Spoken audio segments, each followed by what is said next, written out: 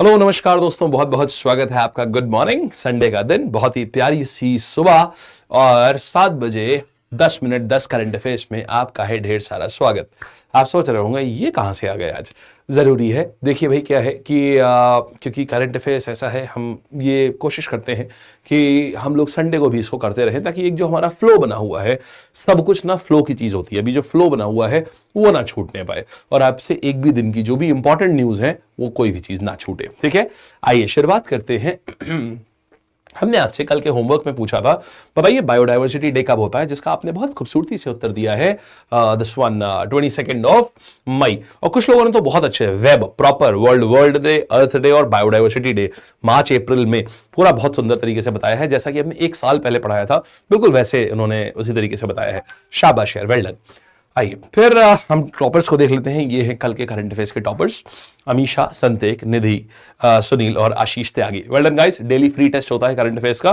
देखो इस तरीके से आप ज्वाइन करोगे, वीडियो को पॉज करके आप देख लोगे। आगे आते हैं, आज की कहानी शुरू करते हैं। एक सेकेंड। आइएगा, ये अपनी ईयरली करंट अफेयर्स की किताब और यहाँ की कहानी शुरू करते हैं। देखिए हाल ही में क्या हुआ, यूरोपियन यूनियन की जो प्रेसिडेंट साहिबा थी Ursula von der Leyen, Ursula von der Leyen, हाँ यही नाम है इनका। ये जर्मन है एक, और ये हाल ही में भारत आई है। तो ये पहले क्या थी, ये जर्मनी की रक्षा मंत्री हुआ करती थी और उसके बाद सन 2019 में इनको यूरोपियन यूनियन का प्रेसिडेंट बना दिया गया। सर ये यूरोपियन यूनियन क्या है? देखिए साहब, यूरोपियन यूनियन क्या है? एक 27 देशों का समूह है, 27 यूरोपियाई देशों का समूह है। ये समूह क्यों बना था, इससे क्या होता है? देखिए हुआ क्या था, ये बात है 1930 से करीब की। हुआ यह था कि जो यूरोपियन नेशंस हैं ये धीमे धीमे, यानी यूरोपियाई जो देश हैं वो धीमे धीमे पास आते गए। क्यों?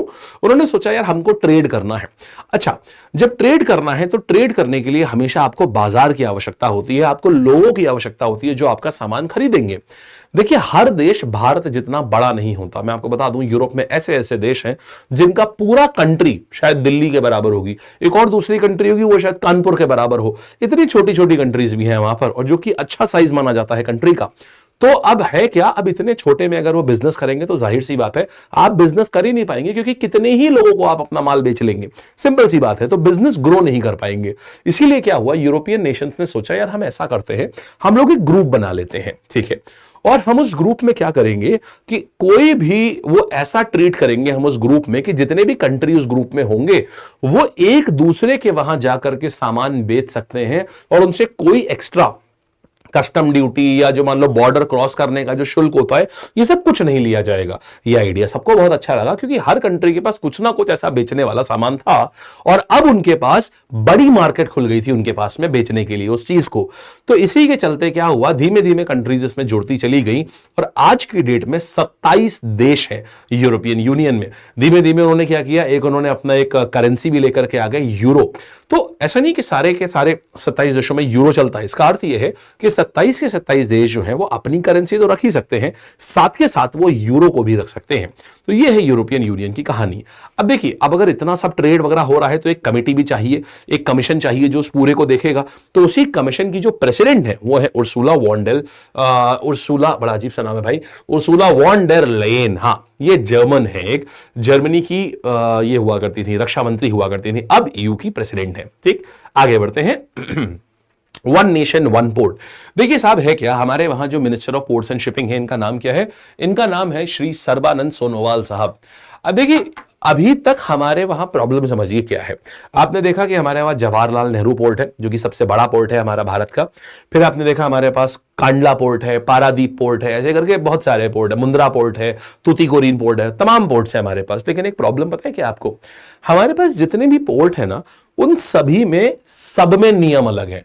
मतलब कि जितनी भी जो कागजी कार्यवाही चाहिए होती है, अगर कोई माल आपको ऊपर चढ़ाना है या कोई माल आपको नीचे उतारना है शिप से, उसके लिए जो कागजी कार्रवाई चाहिए, जो प्रोसेस चाहिए, वो हर उस पे अलग होते हैं, हर पोर्ट पे अलग अलग होते हैं। किसी भी जगह किन्हीं 2-3 पोर्ट पे नियम सेम है ही नहीं। इस कारण से प्रॉब्लम सोचो क्या होती है। अब जैसे मान लो कोई शिप है, वो आना है मुंद्रा पोर्ट पे। अब अगर मुंद्रा पे आना है तो वो जवाहरलाल पोर्ट नहीं जा सकता। क्यों? क्योंकि साहब वहां के लिए तो उसके पेपर ही नहीं रेडी है, उसको मुंद्रा पे ही आना पड़ेगा, वो अपने पड़ोस के पोर्ट में जा ही नहीं सकता है। तो उस कारण क्या होता है, पोर्ट के ऊपर बहुत सारा जाम लग जाता है शिप का। शिप डिकैंटर माने उनका जो लोड होता है ना उनके ऊपर, वो उसको उतार ही नहीं पाते और लाइन लगती चली जाती है।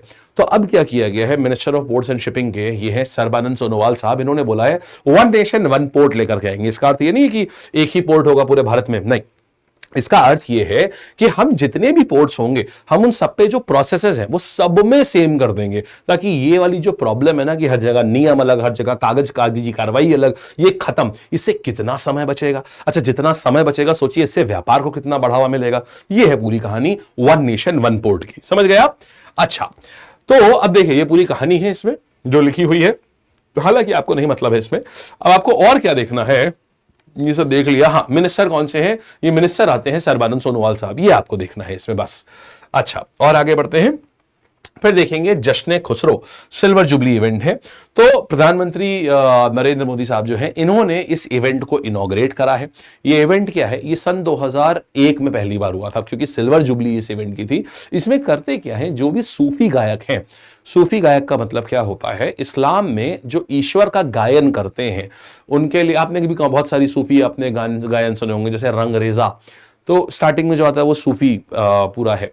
तो इसकी शुरुआत, इसका 25वीं जो सिल्वर जुबली है, 25 साल अब कंप्लीट हो गए, क्योंकि 2001 में शुरुआत हुई थी। तो इस इवेंट को इनॉग्रेट करा है मोदी जी ने।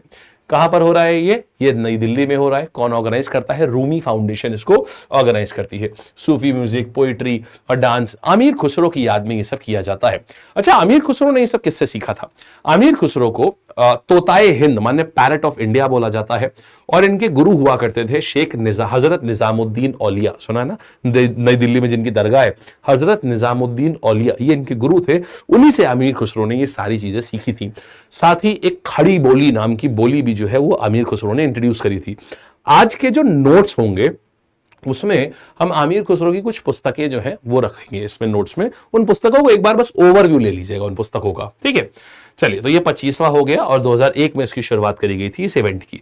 फिर देखिएगा बनारस, अच्छा नहीं बनारस, अच्छा इसमें हमने क्या किया ना, कुछ हमने न्यूज हटाई है, हमने आपके नोट्स में से हटा दी है। यहां पर वो आज मैंने 3 न्यूज हटाई है, क्योंकि पहले हमने डाली लेकिन फिर वो तीनों न्यूज मुझे लगा नहीं यार ये अननेसेसरी की न्यूज है, इसको एग्जाम में नहीं आएंगी। उनमें से एक न्यूज ये है, आपके नोट्स में से ही मैंने हटा दी थी।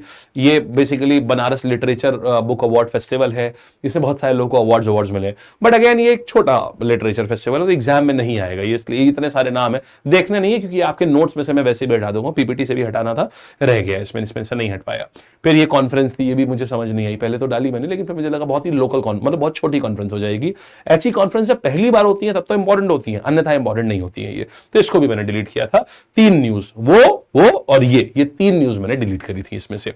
अब देखिए यहां बताना है मुझे आपको, ये इंपॉर्टेंट है, जीरो डिस्क्रिमिनेशन डे। अब देखिए इसमें होता क्या है, प्रत्येक साल हम लोग 1 तारीख को जीरो डिस्क्रिमिनेशन डे मनाते हैं।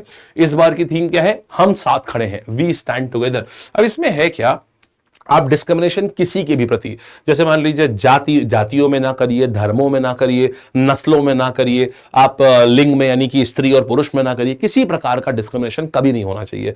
तो ये हम लोग कब मनाते हैं, प्रत्येक वर्ष 1 मार्च को। थीम क्या है, वी स्टैंड टुगेदर, ठीक है। आओ अब देखते हैं, जरा प्रश्नावली पे चलते हैं। तो यूरोपियन कमीशन के प्रेसिडेंट हैं उर्सुला वॉन डेर, ये हाल ही में आई थी। क्यों आई थी? बस भारत से बेहतर रिश्ते करने के लिए। देखिए भारत और यू के बीच में 135 बिलियन डॉलर का कारोबार चलता है हर साल। 135 बिलियन डॉलर है, बहुत बड़ी बात है ये। यू की कंट्रीज और भारत के बीच में 135 बिलियन डॉलर का कारोबार, तो इसके लिए जरूरी होता है कि हमारे रिलेशंस जो है वो अच्छे बने रहे। तो उन्हीं रिश्तों को अच्छा करने आई थी मैडम, यहां पर मैडम प्रेसिडेंट हमारी। क्या आ जाएगा आंसर, फॉर न्यू टेक्नोलॉजिकल नाजी स्ट्रेंथन, हाँ मजबूत रिश्ते मजबूत करने के लिए, option C. Ursula von der Leyen belongs to which country, किस देश को बिलोंग करती है? ये एक जर्मन है, जर्मनी की रक्षा मंत्री हुआ करती थी ये। फिर one nation one port initiative जो है वो किस मिनिस्ट्री ने लॉन्च किया है? हमें पता है, ministry of port shipping and waterways, right. आगे बढ़ेंगे, फिर बात करते हैं जश्न खुसरो। ये किस प्रकार का म्यूजिक फेस्टिवल है? ये सूफी म्यूजिक फेस्टिवल है एक। कि जश्न खुसरो किसने इनॉग्रेट करा? प्राइम मिनिस्टर मोदी साहब ने। देन बात करेंगे कौन सा टाइटल आमिर खुसरो का था? आमिर खुसरो का तोताए हिंद माने पैरट ऑफ इंडिया। फिर बात करेंगे हिंदी लिटरेचर बनारस, ये मैंने हटा दिया है, आपको बता दिया था मैंने, हटा दिया ये क्वेश्चन ये वाले। फिर यहां से आएंगे, यहां से जीरो डिस्क्रिमिनेशन डे कब सेलिब्रेट करते हैं? 1 मार्च को हम जीरो डिस्क्रिमिनेशन डे सेलिब्रेट करते हैं। राइट, दैट्स इट गाइस, ये थे आपके सारे के सारे। अब देखिए बढ़िया, आपका संडे भी तरोताजा हो गया और आप एकदम रेगुलर हैं अब आप इस चीज में, आपको कुछ छूटा नहीं। ठीक, thank you so much, bye bye, टाटा, take care, all the best. खूब बढ़िया से आज के दिन को रिवीजन के लिए इस्तेमाल करिएगा खूब अच्छे से, ठीक है। और आप लोगों को ये बता दूं कि ये क्या बोलते हैं, ये किताब अब तक होगी सबके पास, जिनके पास भी नहीं है yearly current affairs, guys please make sure हर व्यक्ति के पास ये ईयरली करंट अफेयर्स बुक जरूर हो। ये हमारे एप्लीकेशन के ऊपर बुक वाले सेक्शन में अवेलेबल है, आप वहां से ऑर्डर कर सकते हो, क्योंकि एसएससी एग्जाम्स या आपके आगे चल के जो भी एग्जाम होने वाले हैं अप्रैल के बाद, उन सब में जनवरी 2024 से करंट अफेयर्स आएगा, और इसमें जनवरी 2024 से लेकर दिसंबर 2024 तक पूरा करंट अफेयर्स है, ठीक है। चलिए बाय बाय करते हैं, टाटा करते हैं। और जो बच्चे एसएससी का जीरो लेवल से, बेसिक लेवल से फाउंडेशन कोर्स हमारे साथ ज्वाइन करना चाहते हैं, जिसमें बिल्कुल जीरो लेवल से चीजों को समझाते हैं, बेसिक बहुत ही बिगिनर लेवल पे हम चीजों को लेके चलते हैं, और बिगिनर से एकदम टॉप लेवल, एडवांस लेवल जो एग्जाम में मेंस में चाहिए होता है, उस लेवल तक हम चीजों को लेकर के जाते हैं। तो आप इसमें आ सकते हैं।